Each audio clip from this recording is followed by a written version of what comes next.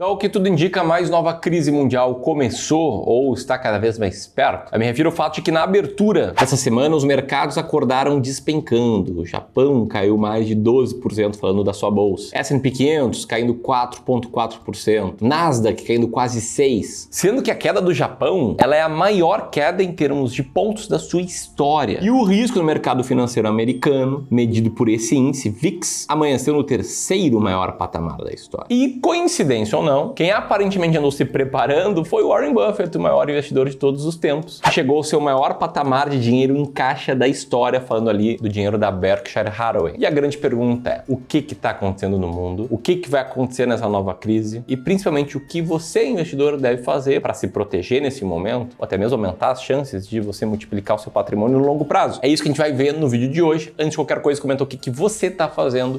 Enquanto isso, eu passo a bola para o Filipão, meu sócio, administrador financeiro CFP, aqui no Clube do Valor. Filipão, bola contigo. Boa, vamos lá. E o primeiro ponto aqui é a gente entender o que é que desencadeou esse movimento tão forte para baixo que os mercados estão mostrando. Tudo começou na quarta-feira passada, quando o Japão surpreendeu todo o mercado financeiro mundial. Só para contexto, há muito tempo atrás, a taxa de juros lá no Japão era negativa, em cerca de menos 0,1% ao ano. Até que, em março de 2024, o Banco Central do Japão encerrou a sua política de juros negativa e aumentou os juros pela primeira vez em 17 anos. E aí vamos parar para a gente entender isso aqui. A gente vinha de um país onde tinha um juros muito estimulante, um juros muito baixo, até negativo. E a ideia de um país, quando ele faz um movimento macroeconômico como esse, é justamente estimular para que a economia esteja cada vez mais aquecida. Afinal de contas, faz muito mais sentido para quem quer investir, colocar dinheiro na economia real, criar empresas, investir em empresas reais, do que deixar o dinheiro rendendo no banco, já que a taxa de rentabilidade aqui é muito baixa. Assim, a economia fica estimulada. E se a gente for olhar para o PIB japonês nas últimas décadas, o que a gente consegue observar aqui é que desde 2007, mais ou menos, até 2024, a gente vê o PIB mais ou menos de lado. Até teve um aumento aqui em 2011, mas voltou para os patamares normais. E foi justamente essa taxa de juros negativa que conseguiu ajudar esse PIB a ficar pelo menos lateral nos últimos anos. Só que recentemente o PIB do Japão também surpreendeu negativamente,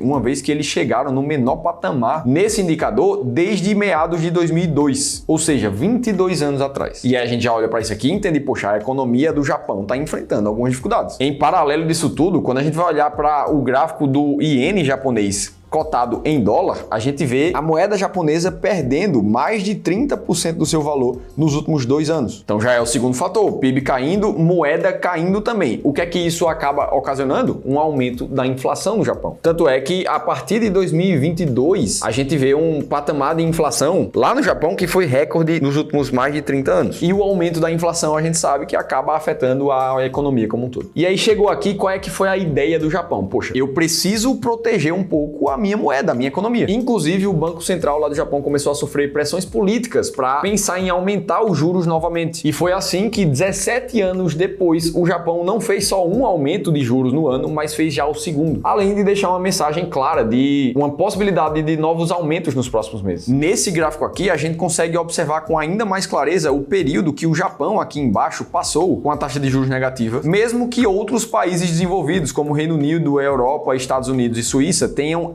elevado os seus juros no mesmo período, até que o Japão começou a mudar de ideia em 2024. Tá, beleza. Então as dificuldades econômicas lá do Japão fizeram com que eles voltassem a aumentar juros. Agora, qual é a consequência desse aumento de juros? Bom, no curtíssimo prazo, a gente vê uma recuperação da cotação do iene em relação ao dólar, subindo mais de 11%. E isso aqui já traz um impacto muito forte nos mercados, porque vamos pensar agora com a cabeça dos grandes investidores mundiais. O que é que eles faziam quando via a taxa de juros lá do Japão em zero ou quase negativa?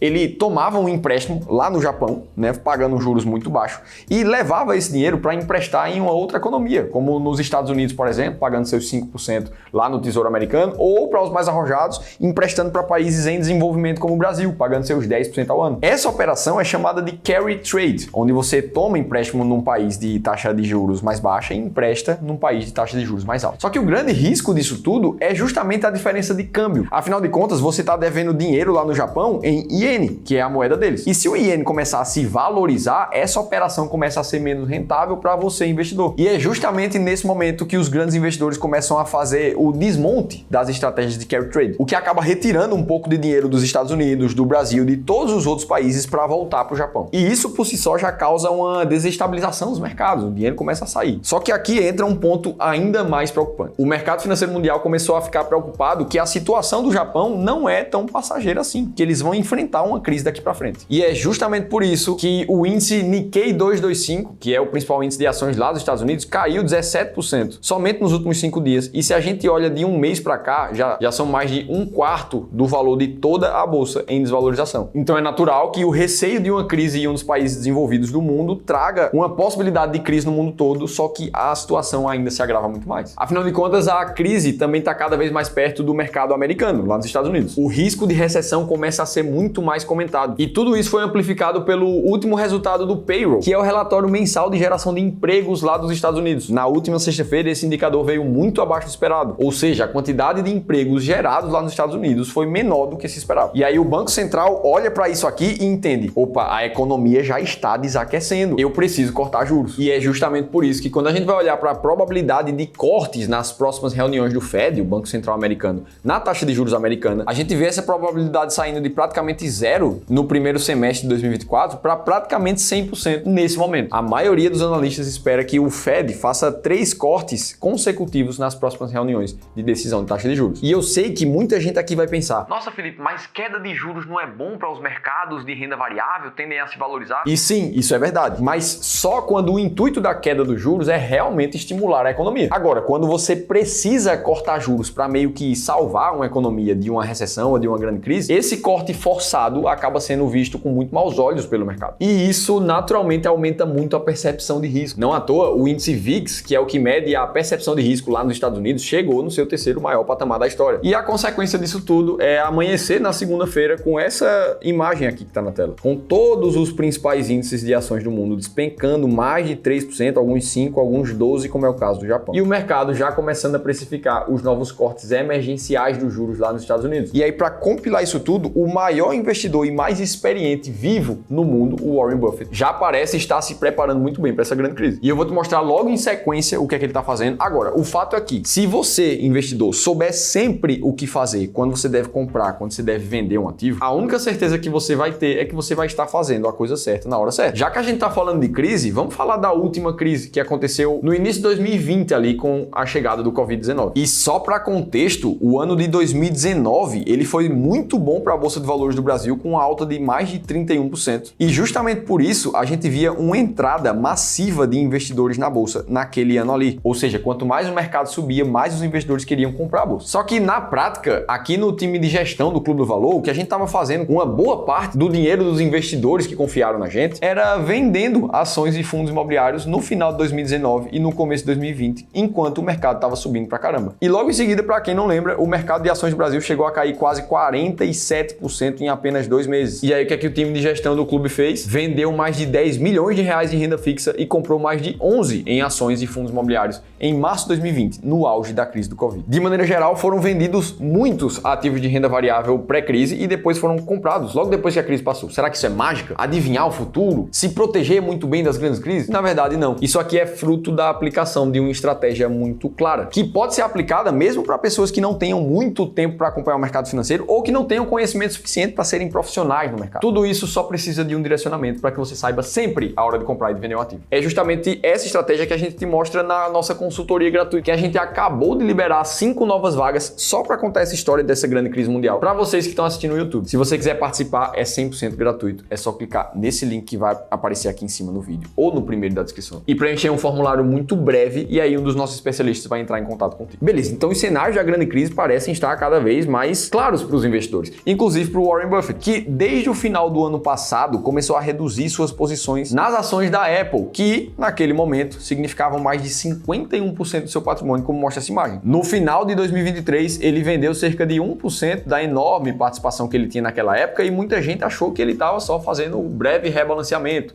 Estava vendendo pouco daquelas ações. Até que, nas últimas semanas, Warren Buffett reduziu pela metade a sua posição em Apple. Ou seja, praticamente 25% de todo o patrimônio dele foi vendido em ações. E para quem não lembra, as empresas de tecnologia se valorizaram muito nos últimos 12 e 18 meses, inclusive puxando todo o mercado americano para cima. Se a gente observar o resultado do S&P em 2023, a gente vê uma alta de 11%. Só que se a gente desconsiderasse as grandes empresas de tecnologia americanas, o S&P teria uma rentabilidade de praticamente 0%. E isso naturalmente fez com que as empresas também ficassem mais caras. Se a gente olhar para o índice de preço sobre lucro da Apple, o que a gente vê é um dos maiores patamares históricos dessa ação, inclusive com o preço por valor patrimonial em mais de 50. E eu só estou te mostrando isso porque é natural que em momentos de grande incerteza, empresas mais caras caiam mais. Na manhã dessa segunda-feira, o que a gente viu foi justamente essas empresas despencarem mais do que as outras. E aí o Warren Buffett está olhando para esse momento e, parafraseando as palavras do próprio, o que ele falou foi: mas eu não me importo nem um pouco, nas condições atuais, em aumentar a posição de caixa, principalmente com o contexto do que está acontecendo no mundo. Aí a gente olha para isso aqui e pensa, poxa, um dos maiores investidores do mundo está vendendo metade da posição da maior ação que ele tem em carteira, mesmo que seja uma empresa que ele acredita. A gente pode tirar duas conclusões muito claras disso. Quem somos nós, investidores, para pensar em nunca vender ações, sendo que o Warren Buffett vem aqui dar uma aula como essa? E ponto 2 é que ele realmente ficou com uma tonelada de dinheiro na mão depois dessa venda. Não à toa ele monta a maior posição de caixa da história da Berkshire Hathaway. E uma coisa é certa, ele não faria isso aqui à toa. Tem alguma coisa que ele tá vendo no mercado, só que ele não falou ainda. E aí fica a pergunta: o que nós investidores temos que fazer caso essa grande crise esteja realmente se aproximando? Eu vou te responder isso da maneira mais direta possível, mas como eu sei que em 15 minutos de um vídeo como esse não é suficiente para eu te passar tudo que você precisa, a nossa equipe escreveu um e-book detalhado te mostrando como e onde investir nas grandes crises para que você ganhe cada vez mais dinheiro. Você pode ter acesso a esse e-book gratuitamente, é só você baixar num link que eu vou deixar aqui em cima ou também na descrição do vídeo. Mas de forma prática, o que é que os investidores têm que fazer num momento como esse? Primeira coisa é calma. Afinal de contas, crises aconteceram centenas de vezes na nossa história e com certeza vão acontecer no futuro. A segunda coisa, essa é justamente a hora de executar friamente a estratégia desenhada. É hora de pensar em comprar ativo na baixa e vender na alta. E a única forma de fazer isso é com uma boa estratégia de macroalocação, e que você pode fazer de forma simplificada com 2 passos. Primeiro, você vai escolher um modelo ideal de carteira de investimentos para você, tudo isso baseado no teu perfil do investidor. Como exemplo, pode ser um modelo que a gente chama de sofisticado aqui, que tem 40% da carteira em renda fixa e os outros 60% em renda variável. Pode ter modelos mais arrojados também, com cada vez mais renda variável, como esse outro que está na tela para vocês. Depois de escolher o modelo de carteira que faz sentido para você, você só precisa realizar os rebalanceamentos trimestrais nessa carteira. Pegando